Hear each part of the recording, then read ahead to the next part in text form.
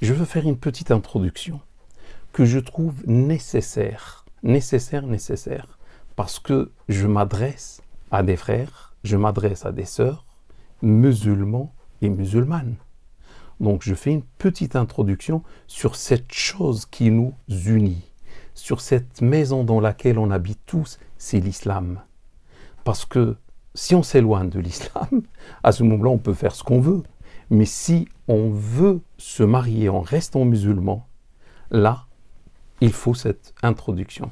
Dans l'introduction, je te pose une question, mon frère ou ma sœur. Je te dis, es-tu libre ou es-tu un serviteur? Je ne sais même pas, est-ce qu'un jour, tu t'es posé cette question ou jamais de la vie, tu t'es posé cette question? Est-ce que tu es libre dans cette vie? Tu fais ce que tu veux? Ou est-ce que tu n'es qu'un simple serviteur comme moi? Et comme tous les musulmans et tous les croyants. Si, mon frère ou ma sœur, la liberté, l'émancipation signifie le fait d'être libre, de suivre mes désirs, de suivre mes plaisirs, de suivre le shaitan, etc. Là, c'est la vraie servitude. Cette liberté-là, ce n'est que la pire des servitudes. Ça veut dire je choisis volontairement d'être un serviteur de mon âme, un serviteur des péchés, de la désobéissance, des désirs, etc. Et surtout du shaitan, le plus grand ennemi des êtres humains dans ce monde. Ou bien, en contrepartie, ou en parallèle, il y a la servitude à un qui s'appelle Allah Ta'ala wa Tabarak. On est ses serviteurs. Et cette servitude, mes frères et mes sœurs, c'est la liberté. Donc lorsqu'on est serviteur à Dieu, c'est là où on est libre, parce que je n'ai plus, ou je ne suis plus un serviteur du shaitan, je suis le serviteur de Dieu. Ah, je suis libre par rapport à shaitan. Je ne suis plus le serviteur de mon âme, de mes désirs, du haram, etc. Je me libère de tout ça. Et je deviens le serviteur de Allah Ta'ala wa Tabarak, celui qui m'a créé, celui qui est mon maître. Qui est mon maître? C'est Allah Ta'ala wa Tabarak. C'est le maître seigneur de la terre et des cieux. Et je ne suis qu'un simple serviteur. C'est lui qui m'a créé. C'est lui qui m'a invité à vivre dans ce beau et magnifique monde qui est le royaume de Dieu subhanahu wa ta'ala. Et il m'a aimé avant que je l'aime. Il est satisfait de moi avant que je sois satisfait de lui. Il dit dans un verset coranique à propos des croyants, il les aime et il l'aime. Il est satisfait d'eux et ils sont satisfaits de lui. Toujours, c'est lui qui commence et après nous, on suit. C'est lui qui nous aime. Oui, mes frères et mes sœurs, il nous aime. La preuve, il nous a donné beaucoup de cadeaux. Les cadeaux de Dieu sur nous sont infinis. On ne peut même pas recenser les cadeaux de Dieu sur nous. Et le premier cadeau, mes frères et mes sœurs, il nous a donné la clé de la meilleure maison, le paradis. C'est pas possible. S'il me donne sa clé, ça veut dire il m'aime. Il me donne la clé d'un lieu qui s'appelle le paradis. Là où je serai un roi. Là où ma sœur sera une reine. La clé, vous savez, c'est quoi? C'est la ilaha illallah. Il n'y a aucune divinité à part Dieu. Il est le seul qui mérite mon adoration, le seul qui mérite mon amour. La ilaha illallah, il n'y a aucune divinité à part Dieu. Je ne dois pas adorer son ennemi et mon ennemi, l'ennemi de nos parents. Ève et Adam, salat et salam sur eux, le shaitan. Ou adorer mon âme, instigatrice du mal, etc. Je pense, mes frères et mes sœurs, vous avez compris. Dieu dit dans un verset coranique, il parle des croyants. Or, ceux qui ont cru ont pour Dieu un amour bien plus grand. Et le prophète sallallahu alayhi wa sallam, dans un hadith, il dit que l'un de nous ne peut être un véritable croyant que lorsqu'il aime Dieu et son messager plus que tout le reste, plus que moi-même. plus que la mode, plus que le travail, plus que l'argent, plus que la voiture, plus que la femme, plus que le mari, plus que les parents, plus que les enfants. Le premier amour doit être celui de Dieu, subhanahu wa ta'ala.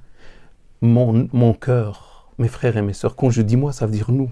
Mon cœur, mes frères et mes sœurs, doit être rempli par l'amour de celui qui m'a donné le cœur, de celui qui m'a donné la vie. Comment est-il possible qu'avec un tel cœur, qui est la création de mon Seigneur, je vais aimer les créatures plus que le Créateur? Donc mes frères et mes sœurs, déjà, aimer Dieu, c'est un signe de l'amour, c'est un signe de la foi, c'est un signe de l'iman, de la croyance. Et Dieu, mes frères et mes sœurs, nous définit notre rôle dans cette vie ici-bas. Je n'ai créé les djinns et les humains que pour qu'ils m'adorent. Mon frère ou ma sœur, toi et moi, nous sommes là, dans ce magnifique et beau et vaste monde, le royaume de Dieu, pour adorer Dieu. Pour adorer Dieu. C'est ça, on n'est pas libre. On n'est pas libre. Mes frères et mes sœurs, celui qui va passer entre les mains de Dieu le jour de la résurrection, pour être jugé de tout ce qu'il fait, est-il libre de faire ce qu'il veut? Non, mes frères et mes sœurs. On est les serviteurs de Dieu, on doit faire ce pourquoi Dieu, subhanahu wa ta'ala, nous a créés. L'autre chose, mes frères et mes sœurs, on est les serviteurs, mais notre maître est avec nous. Autrefois, lorsqu'il y a un serviteur, son maître peut voyager, il le laisse seul, il fait ce qu'il veut. Nous, notre maître est avec nous. Seulement, on l'oublie. Et notre problème, c'est lorsqu'on oublie Dieu.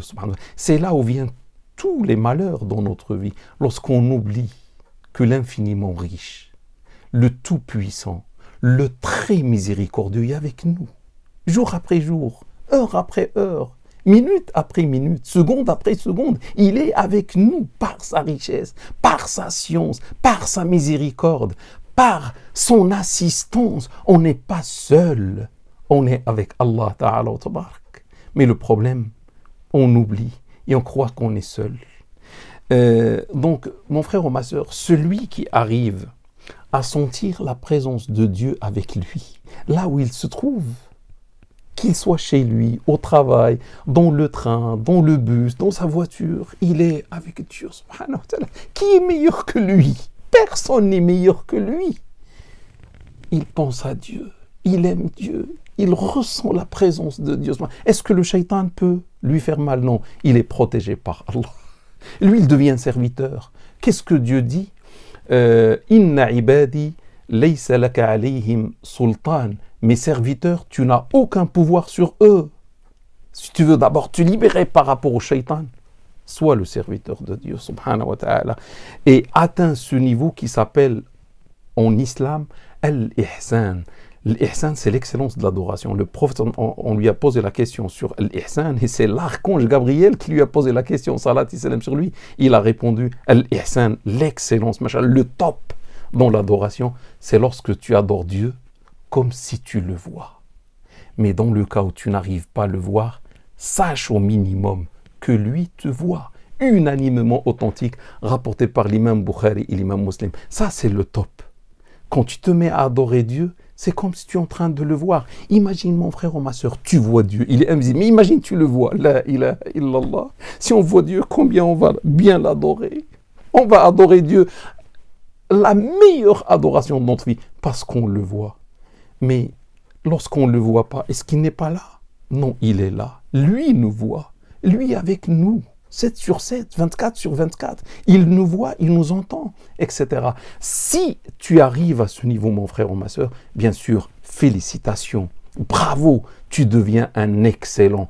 Pas un musulman tout simplement, pas un croyant tout simplement, mais un musulman ou une musulmane excellent ou excellente.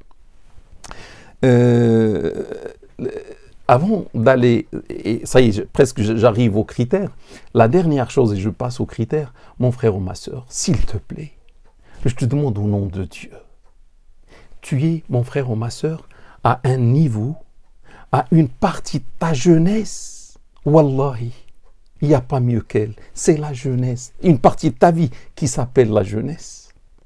On ne vit la jeunesse qu'une seule fois. Offrons-la à Allah, à celui qui nous a donné la jeunesse. Parce qu'on me dit, oui, la jeunesse, on ne la vit qu'une fois. Allez, autant profiter de ma jeunesse. Je fais ce que... Ça veut dire quoi? Je fais ce que je veux. Je fais le haram. Je suis shaitan dans ma jeunesse. La jeunesse, c'est la fleur de la vie. La meilleure étape, c'est la jeunesse.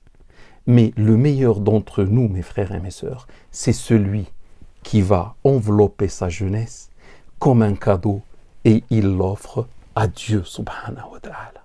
À lui, à celui qui lui a donné la jeunesse, la vie et après la jeunesse. Vous savez ce que dit le prophète sallallahu alayhi wa sallam?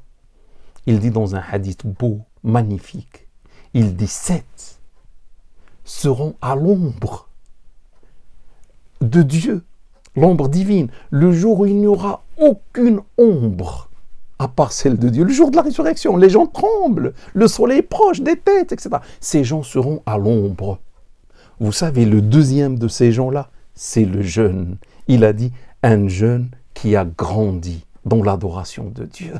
Et non pas dans l'adoration du diable, pas dans l'adoration de ses désirs, de son âme. Non, il était libre. Il était un serviteur de Dieu. Il a grandi dans l'adoration de Dieu. Ce jeune, il a réservé une place à l'ombre de Dieu. C'est-à-dire le jour de la résurrection, on va lui dérouler le tapis rouge. Il va entrer sans être jugé. Il va entrer au paradis. Allahu Akbar. Même sans être inquiété, sans être jugé. Pourquoi? Parce qu'il a offert la jeunesse à Dieu subhanahu wa ta'ala.